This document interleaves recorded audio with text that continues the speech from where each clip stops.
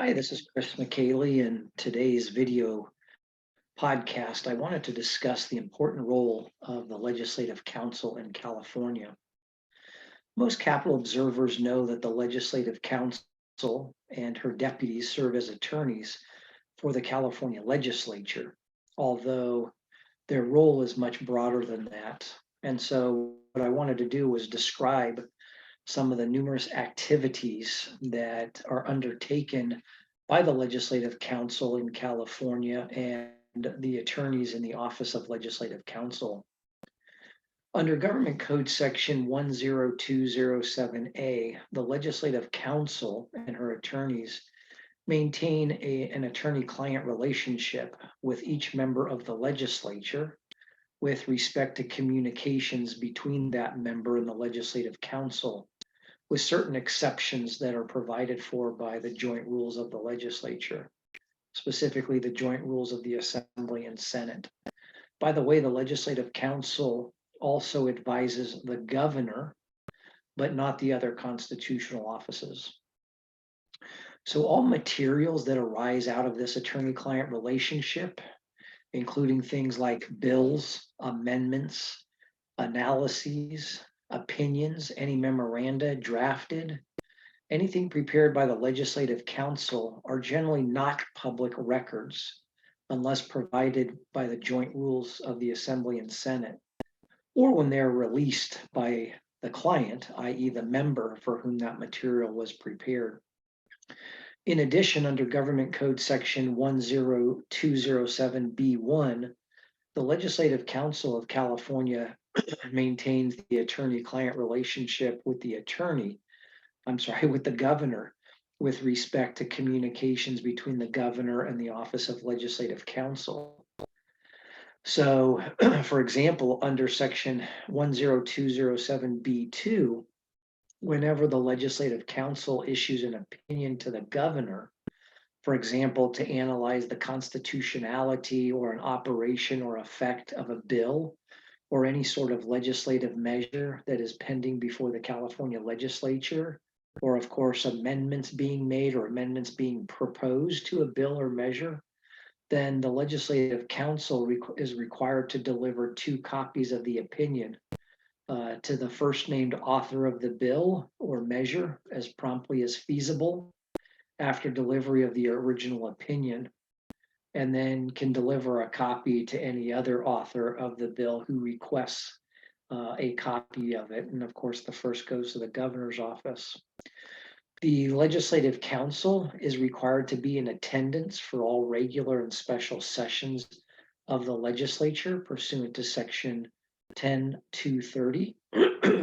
Under 10231, the Legislative Council prepares and of course assists in the preparation and amendment and any other consideration of legislative measures when she's consulted or requested to do so. Section 10232 requires the Legislative Council to advise any state agency as to the preparation of measures that are to be submitted to the legislature. In addition, under Section 10232.5, the Legislative Council may provide legal services to the California State Auditor. In addition, Section 10233 requires Legislative Council, upon request, to assist any member of the legislature regarding bills, resolutions, constitutional amendments, drafting them into their proper form, and furnishing to the legislator the fullest information that is available to the Legislative Council. As I mentioned earlier, in addition to serving as legal counsel to the legislature, state law also requires services to be provided to the governor regarding legislation. And so the Legislative Council provides services on any bill that reaches the governor's desk for final action. So, and of course, if the governor requests advice, for example, from Legislative Council, perhaps on the order by which the governor should sign and chapter bills, that is provided as legal advice in an attorney-client basis between the Legislative Counsel and the Governor's Office. Also under Section 10235B, the Legislative Counsel can provide the Governor an opinion orally or in writing regarding any question of law. And the Legislative Counsel can also provide additional legal services to the Governor concerning any matter that the Governor requests. The Legislative Counsel also can prepare and assist in the preparation of legislative measures, either at the written request of a judge of the Supreme Court or a justice of any court of appeal, or a judge of any superior court.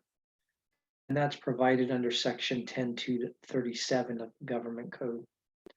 Under Section 10242, the Legislative Counsel is required to advise the legislature regarding legislation that's necessary to maintain the codes and any legislation that's necessary to codify statutes that are enacted subsequent to the enactment of the codes. The Legislative Counsel is also required to annually prepare, publish, and maintain an electronic list of all reports that state and local agencies are either required by law or requested to prepare and file with the Governor or the legislature. And this is pursuant to Section 10242.5.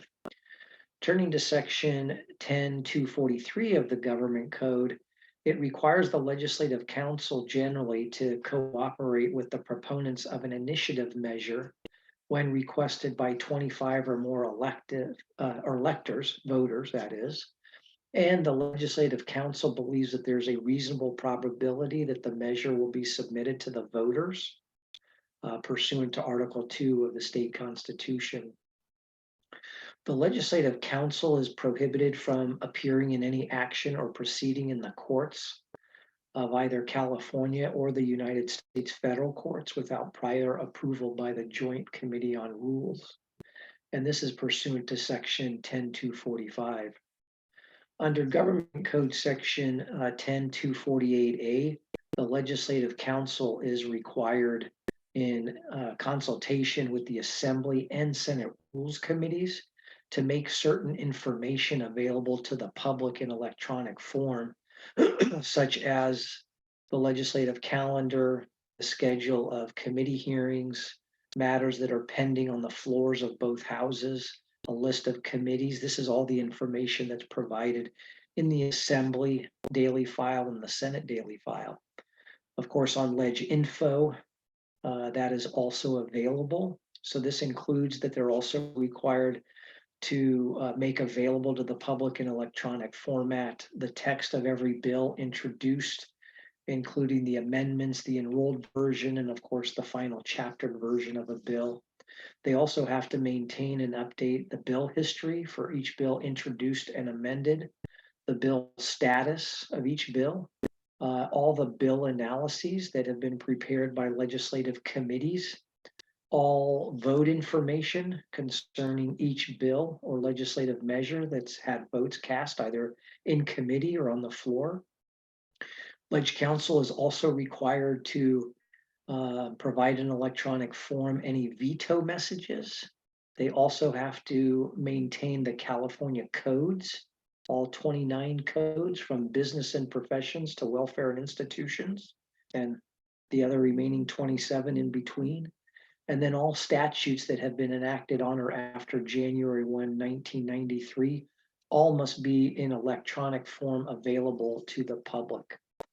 So as you've heard now, there are quite a few statutorily required activities for the Legislative Counsel. And Kara Jenkins is the current Legislative Counsel, and she oversees 75 plus attorneys who are employed in the Office of Legislative Counsel.